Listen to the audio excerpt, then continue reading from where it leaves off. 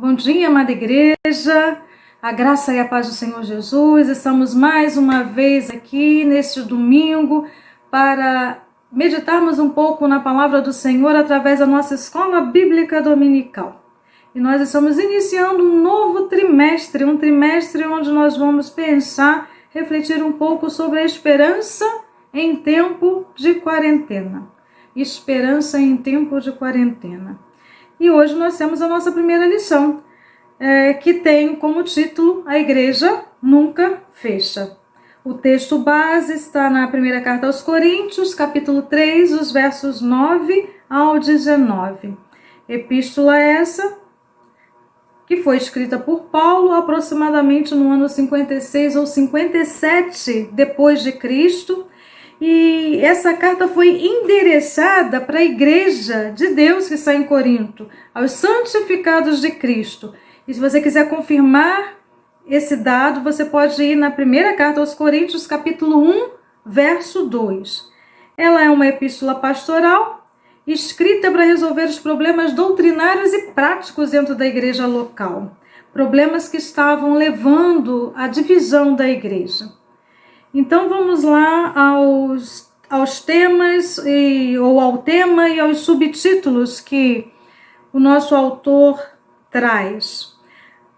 A igreja nunca fecha, é uma afirmativa, e nós podemos entender isso claramente no que estamos vivenciando, experimentando hoje, onde nós nunca vivenciamos nada parecido com o que estamos vendo e experimentando.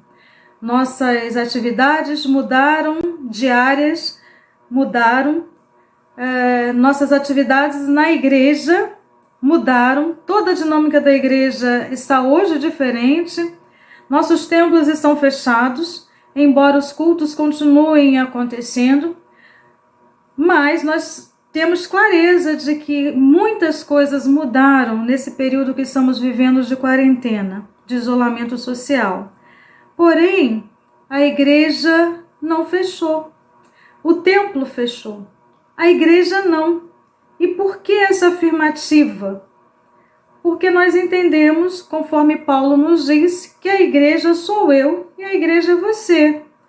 E nós não fechamos, nós estamos abertas ao mundo, nós estamos no mundo, embora não façamos parte dele, mas com o objetivo de continuar, e estamos assim fazendo, continuando, influenciando o mundo, embora aqui com o templo fechado, mas com o entendimento de que nossas vidas estão abertas para cumprir o mandado do Senhor Jesus. E nós vamos então pensar num primeiro subitem que fala sobre a cooperação madura e consciente, que está no verso 9, que diz assim: porque de Deus somos cooperadores, lavoura de Deus, edifício de Deus sois vós. Cooperação madura e consciente. Para nós entendermos melhor esse verso 9, nós temos que pensar um pouco sobre o texto anterior, quando Paulo traz logo no início uma palavra complicada aos crentes ali daquela igreja, né, daquele local. Ele declarava que ele não podia falar de qualquer jeito com eles, ele tinha que falar como se estivesse falando com crianças imaturas. Não poderia falar como espirituais e sim carnais. Ou seja, quando ele traz essa palavra carnal ou carnais, ele não está dizendo que não eram crentes em Cristo, mas sim que eram crentes em Cristo, mas sem o compromisso devido com o reino de Deus. Mas pareciam que não eram crentes do que realmente crentes compromissados, comprometidos com a palavra, com o reino de Deus. E Paulo tinha a intenção, o desejo dele era de se aprofundar na palavra de Deus, de falar de forma que eles todos entendessem, mas de forma amadurecida espiritualmente, porque sempre se entendeu, e ele entendia assim, que não amadurecer espiritualmente é um problema enorme na vida do cristão ou para a vida do cristão. Por isso ele desejava dar algo mais sólido para esses crentes, porém tinha a complicação de encontrar pessoas imaturas. A igreja de Corinto estava imersa numa situação complicada, que era a questão do partidarismo. Eles começavam a querer saber de quem era de quem. Eu sou de Paulo, eu sou de Apolo, e Paulo precisou advertir e dizer: olha, ninguém é de ninguém, você não é de Paulo, não é de Apolo, eu não sou de Apolo, nós somos única e exclusivamente de Deus, nós somos de Cristo, somos cooperadores de Deus, ou seja, nós somos aqueles ou aquelas que operam com. Nós somos ajudadores, ajudadoras, auxiliadoras de Deus. Nós somos cooperadores de Deus. E ele vem usando a imagem da lavoura e do edifício. Quando nós pensamos na lavoura, nós pensamos logo em colheita, em plantação, em cultivo. E aí Paulo vem dizendo que, de fato, nós podemos plantar, podemos cultivar, podemos até colher, mas de fato não é Paulo quem faz crescer, não sou eu, não é você. Quem faz crescer, quem dá o crescimento de fato é Deus. Deus é quem dá o crescimento, é o único que pode fazer assim. Então ele chama a atenção para essa condição desses crentes de imaturidade.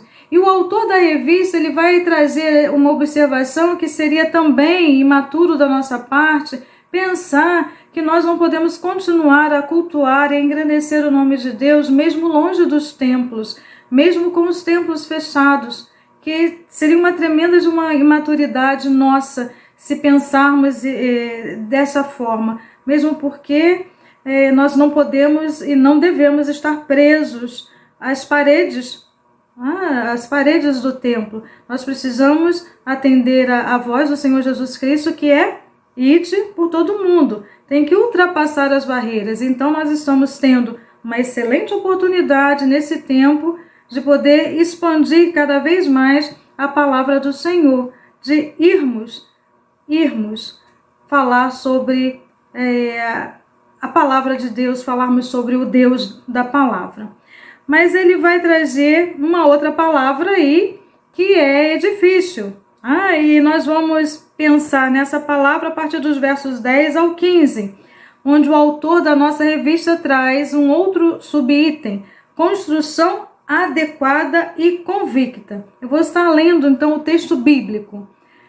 Segundo a graça de Deus que me foi dada, lancei o fundamento como prudente construtor, e outro edifica sobre ele. Porém, cada um veja como edifica, porque ninguém pode lançar outro fundamento além do que foi posto, o qual é Jesus Cristo. Contudo, se o que alguém edifica sobre o fundamento é ouro, prata, pedras preciosas, madeira, feno, palha, manifesta se tornará a obra de cada um, pois o dia a demonstrará, porque está sendo revelada pelo fogo. E qual seja a obra de cada um, o próprio fogo o provará. Se permanecer a obra de alguém que sobre o fundamento edificou, esse receberá galardão. Se a obra de alguém se queimar, sofrerá ele dano, mas esse mesmo será salvo, todavia como que através do fogo. Construção adequada e convicta. Então Paulo utilizou o termo lavoura inicialmente e depois fala do edifício.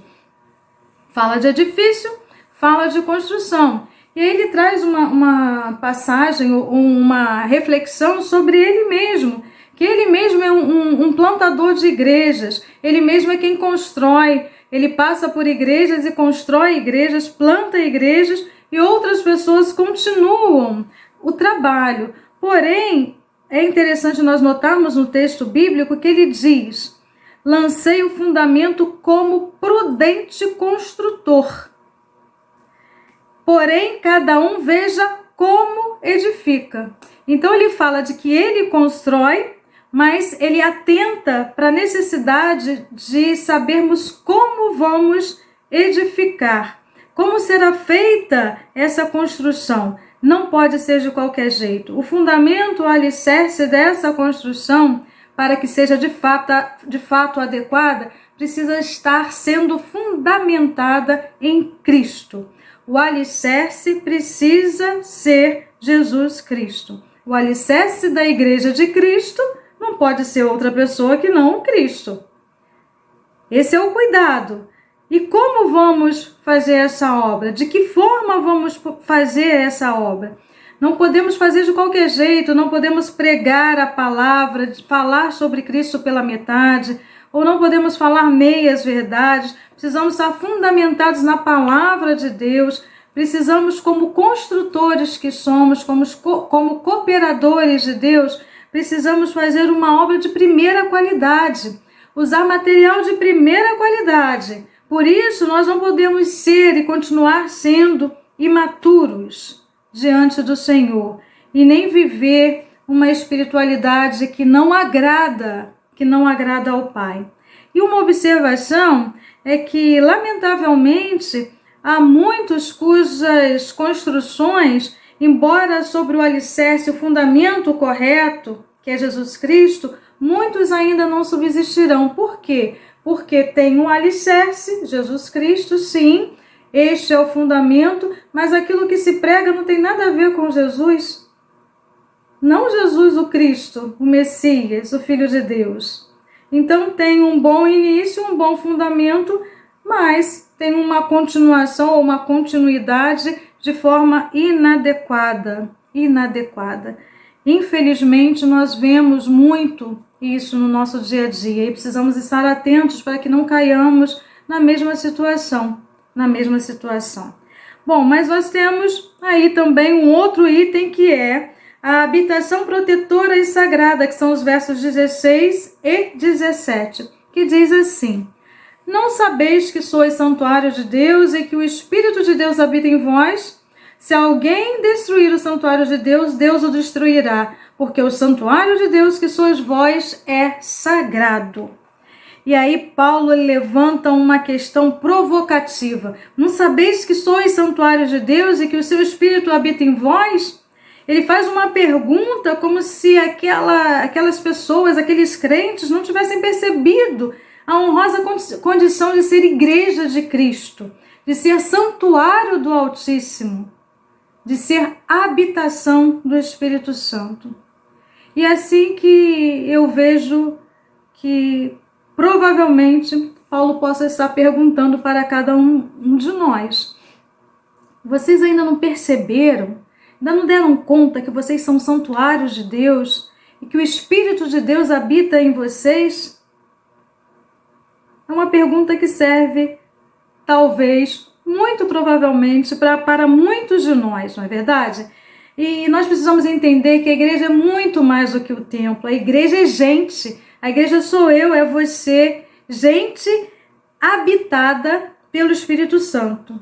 E por isso nós também podemos entender que a igreja nunca fecha. É mais um ponto que nos assegura de que a igreja nunca fecha. E é o Senhor quem cuida, quem protege a igreja. Ele é o guarda de Israel. E destruir a igreja do Senhor é chamar para si mesmo a disciplina divina. É o Senhor quem cuida, é o Senhor quem estende a mão, é o Senhor quem protege. Ai daquele que levantar a mão sobre o ungido do Senhor. Não é assim que diz a palavra? Enfim, nós precisamos concluir. Primeiro, igreja não fecha, templo pode fechar. Então, como igreja do Senhor, você tem estado aberto ou aberta para obedecer à voz do seu Senhor? Você e eu, como igreja do Senhor, nós temos sido fiéis cooperadores na missão que Deus tem confiado a nós, a mim e a você? 2. Considerando que em toda obra nós precisamos de vários materiais para a execução da obra, assim como, por exemplo, a mão de obra, quando o templo estava aberto, você conseguia entender a importância da sua presença na comunhão com os irmãos? E agora que o templo está fechado, você consegue entender a importância de estar junto? 3. Somos santuários de Deus. Ponto. É uma afirmativa. Como temos vivido considerando esse fato? é uma pergunta que nós precisamos e devemos responder. Que a graça do Senhor Jesus Cristo seja superabundante na minha vida, na sua vida, na vida dos seus familiares, na vida da Igreja de Cristo. Até a próxima. Deus os abençoe.